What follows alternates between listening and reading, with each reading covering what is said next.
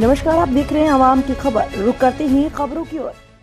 10 अप्रैल 2023 को 39वीं वर्षीय है अंतर्राष्ट्रीय ख्याति प्राप्त एवं राष्ट्रपति द्वारा गालिब सम्मान से सम्मानित कवि एवं शायर नाजीज प्रतापगढ़ी साहब की।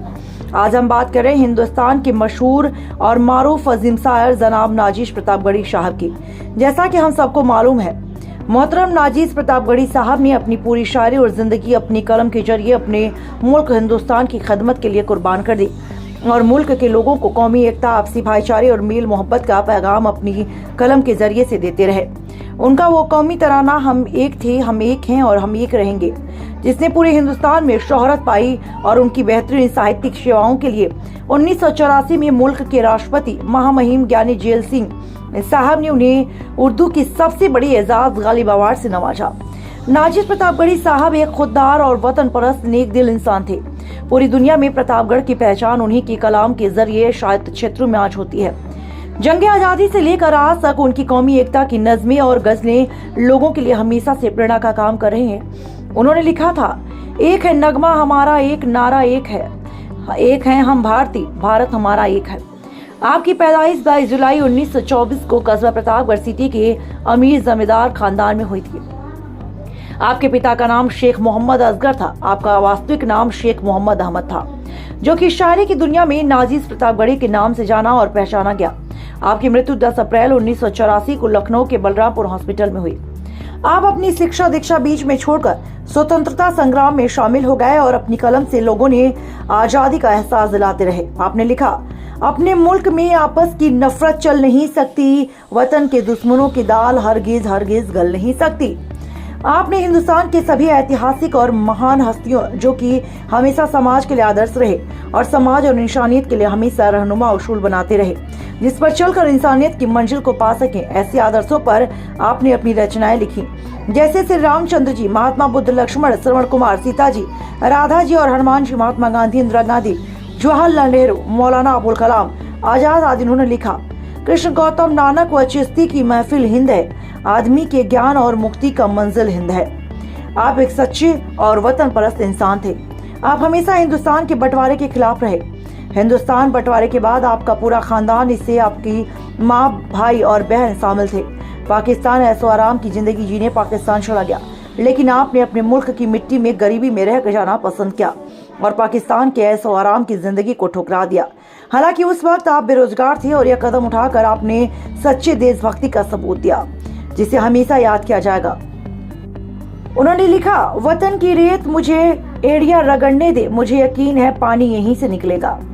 जब उनके परिवार ने पाकिस्तान से बार बार हिंदुस्तान को छोड़ने के लिए मजबूर किया, तो उन्होंने अपने बड़े भाई को पत्र में इस शेर के साथ संबोधित किया, यहाँ खुलूस भी मुझको मिला, मोहब्बत भी मुझे नसीब है, इज्जत और शोहरत भी कोई कमी है, ना कोई गम है ना कोई खतरा, मेरे वतन ने मुझे हर तरह से नवाजा है। नाजीज साहब की उर्दू में 12 किताबें प्रकाशित हो चुकी हैं और उस अभी पर उन्हें सम्मान और पुरस्कार प्राप्त हो चुका है।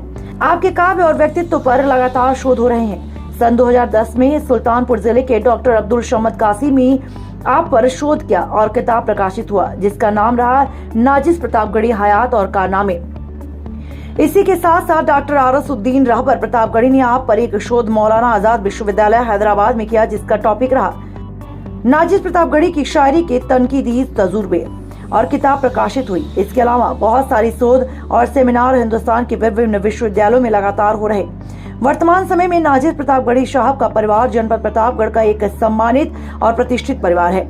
आपके सभी बेटे और बेटियां सम्मानित सरकारी पदों पर कार्यरत हैं। आपके अधूरे सपनों को पूरा करने और आपकी साहित्यिक विरासत को आगे बढ़ाने और आपका नाम रोशन करने में आपको शायर पुत्र डॉक्टर मोहम्मद अनीस नाजी, जो कि राजकीय बालिका इंटर कॉलेज प्रतापगढ़ में अंग्रेजी प्रवक्ता के पद पर कार्यरत हैं, आपकी मूल्यवान साहित्य विरासत को आगे बढ़ा रहे हैं। आपकी इच्छा थी कि आपकी आवाज और आपकी कलाम सभी लोगों तक पहुंचे। कलम के माध्यम से जो काम आप अधूरा छोड़ गए उसे पूरा करने की कोशिश की जा रही है। देवनागरी लिपि में परिवर्तन करवाने का काम शुरू किया जा चुका है। आपकी पहली किताब देवनागरी लिपि में सन 2010 में प्रकाशित कराई, जिसका शीर्षक रहा नाजीज ग्रंथावली भाग 1 यानी मता-ए नाजीज। इसका दूसरा भाग नाजीज ग्रंथावली भाग 2 का विमोचन आपके जन्म दिवस 22 जुलाई 2023 में किया गया। यह किताब लोगों को बहुत ज्यादा पसंद आई, सोशल मीडिया और आम लोगों के बीच में बहुत ही अधिक प्रसिद्ध हुई। अब आपकी तीसरी किताब नाजिस ग्रंथावली भाग 3 की तैयारी चल रही है, जो कि बहुत जल्द आप सबके हाथों में होगी। और आखिर में हम आपके मशहूर शेर से अपनी बात को खत्म करना चाहते हैं। ये चिता भी न जला पाएगी सपने मेरे, मैं तो चंदन हूँ, जल लूंगा तो महक जाऊंगा। आज स्वर्गीय नाजिस प्रतापगढ़ी जी की 39वीं बरसी है। प्रतिवर्ष जो है देखा गया है कि आप लोग जो है बड़े अच्छे ढंग से बरसी मनाते थे। अब की बार क्या कार्यक्रम है? इस बार चूँकि रमज़ान का 5 महीना चल रहा है, तो ऐसे में प्रोग्राम करना मुमकिन नहीं कर रहा है। और ऐसे में सिर्फ हम यही मैसेज देना चाहते हैं कि हमारे मोहतरम वालिद साहब ने अपनी पूरी ज़िंदगी और अपनी पूरी शायरी अपने मुल्क के लिए कुर्बान कर दी। वो अपने गीतों, नज़्मों और गज़लों से वो एक कौमी एकता का संदेश देते रहे हैं हमेशा, और समाज के लिए वो रहनुमा उसूल बनाते रहे जिस पर चलकर इंसानियत अपनी मंजिल को पा सके। उनका वो कौमी तराना हम एक थे, हम एक हैं, हम एक रहेंगे पूरी दुनिया में मकबूल हुआ। और उनका जो मैसेज था, आपसी भाईचारा, आपसी मेल मिलाप, समाज के सभी लोगों में एकता पैदा करना, वो उनकी सभी गज़लों में, गीतों में और नज़्मों में देखा जा सकता है। सर, जैसा कि सुनने को मिलता है कि आपका परिवार जो है देश छोड़कर बंटवारे के वक्त चला गया था। जी, ये हकीकत है कि वालिद साहब बंटवारे के बहुत खिलाफ थे, और जब बंटवारा हुआ तो इनके वालिद साहब के वालिद यानी हमारे दादा की डेथ हो चुकी थी, तो हमारे दादी, हमारे बुआ, हमारे बड़े पापा, इन सब लोगों ने वालिद साहब से कहा चलिए पाकिस्तान शिफ्ट हो जाए बंटवारे के बाद। लेकिन इन्होंने कहा कि गद्दारी है, जिस मुल्क में हम पैदा हुए उसको छोड़कर भागते हैं, वहाँ जाकर मुहाजिरों की ज़िंदगी जिए, ऐसा नामुमकिन है। तो उन लोगों ने कहा कि फिर आप यहीं रहिए, हम लोग जा रहे हैं। तो उन लोगों ने सिटी की सारी जमीन, जायदाद, घर सब बेच दिया और सजा के तौर पर इनको छोड़ दिया अकेला।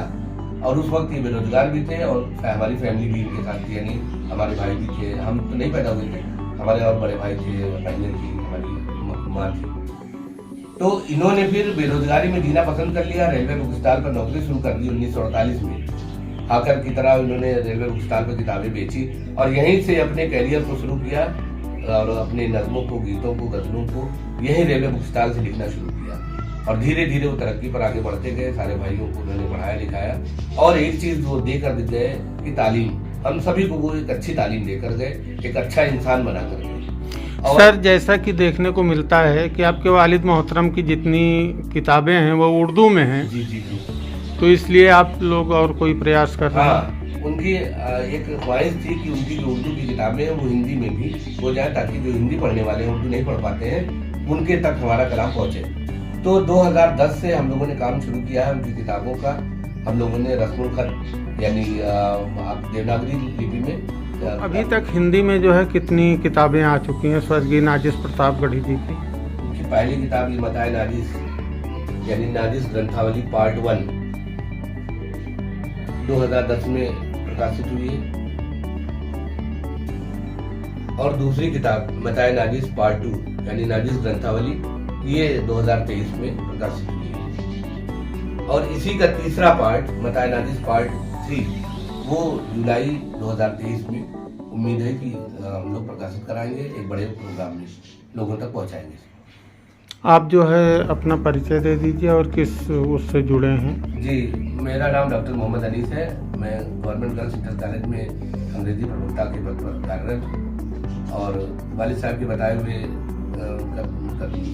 रास्ते पर चलने की पूरी तरह से कोशिश करता हूँ, एक अच्छा इंसान बनने की कोशिश करता हूँ, और जो उनका मैसेज था लोगों तक देने के लिए, आपसी भाईचारा में मोहब्बत, उसको पहुँचाने का काम भी करता हूँ। मरहूम नाजिस प्रतापगढ़ी जी के साहबजादे हैं आप, और आज समाज को क्या संदेश देना चाहते हैं हमारे चैनल के माध्यम से? समाज को ये संदेश देना चाहते हैं कि आपसी मेल मोहब्बत, आपसी भाईचारा और कौमी एकता को हम अपने अंदर पैदा करें। सभी इंसान बराबर हैं, उसमें ना कोई हिंदू है, ना मुसलमान है, न सिख है, न ईसाई है। और जो ख्वाब हमारे बुजुर्गों ने देखा था कि समाज के सभी लोग एक साथ मिलकर बैठे उठे, सभी लोग एक दूसरे के प्रोग्राम में शामिल हों, किसी तरह की कोई हिंसा वाली बातें ना हो, कहीं कोई लड़ाई झगड़ा ना हो, वही हम लोग मैसेज देना चाहते हैं, हमेशा देते रहते हैं। वालिद साहब की भी यही ख्वाहिश है, यानी आप देवनागरी लिपि में किताबों को चेंज कराया। पहली किताब उनकी मताए नाजिस यानी नाजिस ग्रंथावली 2010 में शाया हुई है, उसकी रस्म इजरा हुई। और दूसरी किताब उसी का पार्ट 2 मताए नाजिस पार्ट 2 2023 22 जुलाई को उसकी रस्म हुई और एक प्रोग्राम के जरिए उसको लोगों तक पहुंचाया गया। और अब तीसरे पर काम हो रहा है और इंशाल्लाह बहुत जल्द उनकी यौम पैदाइश 22 जुलाई पर हम लोग तीसरी किताब भी आवाम तक ले आएंगे, ताकि उनके गीतों और नज़लों को हिंदी पढ़ने वाले भी पढ़ सकें और उनका मैसेज समझ सकें। तो जो प्रोग्राम 10 तारीख को होना था कि ये 22 जुलाई को आप लोग करेंगे? हाँ नहीं, 10 अप्रैल को तो हम उनकी बरसी मनाते थे, प्रोग्राम करते थे, कवि सम्मेलन, मुशायरा और सेमिनार। और 22 जुलाई को उनकी यौम पैदाइश है, तो उस दिन भी हम लोग प्रोग्राम करते हैं, कवि सम्मेलन, मुशायरा और इस तरह के सेमिनार वगैरह। तो वो तो इंशाल्लाह होंगे। ये 10 अप्रैल वाला प्रोग्राम नहीं हो पा रहा है। स्वर्गीय नाजिस जी की कोई ऐसी रचना जिसके कुछ पंक्तियां आपको याद हों और बहुत अच्छी लगती हों? जी, बहुत बेहतर आपने कहा। उनका वो शेर जो कि उनके बाद भी याद उनको किस तरह से याद करते हैं कि उन्होंने कहा था कि नहीं, उन्होंने ये कहा था कि ये चिता भी न जला पाएगी सपने मेरे, ये चिता भी न जला पाएगी सपने मेरे, मैं तो चंदन हूँ जलूंगा तो महक जाऊंगा, मैं तो चंदन हूँ जलूंगा तो महक जाऊंगा।